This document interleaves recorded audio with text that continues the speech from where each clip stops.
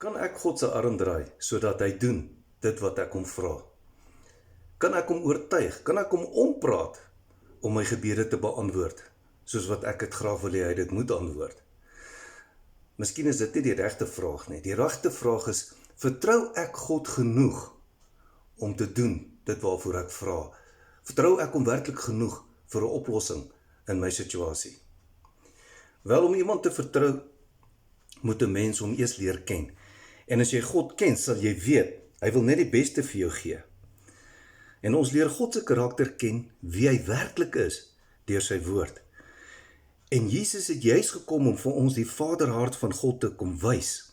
'n Vader wat jou liefhet, 'n Vader wat net die beste vir jou wil hê, 'n Vader wat net goed is, wat jou sy vrede gee, jou wil beskerm, help, vertroos, bystaan, genees, na jou luister.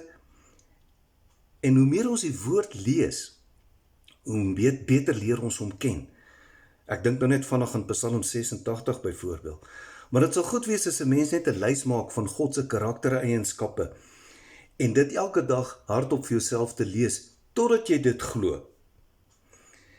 En wanneer jy dit glo, wie hy werklik is, dan kan 'n mens hom begin vertrou en met hom net gesels oor jou probleme en jou behoeftes. En vat God op sy woord. Sy beloftes is in die woord. Ek dink vanaand gaan na een belofte, werp al julle bekommernis op hom, want hy sorg vir julle. En God is groter as jou probleme, jou omstandighede. En dan hoef jy nie meer sy arm te probeer draai nie.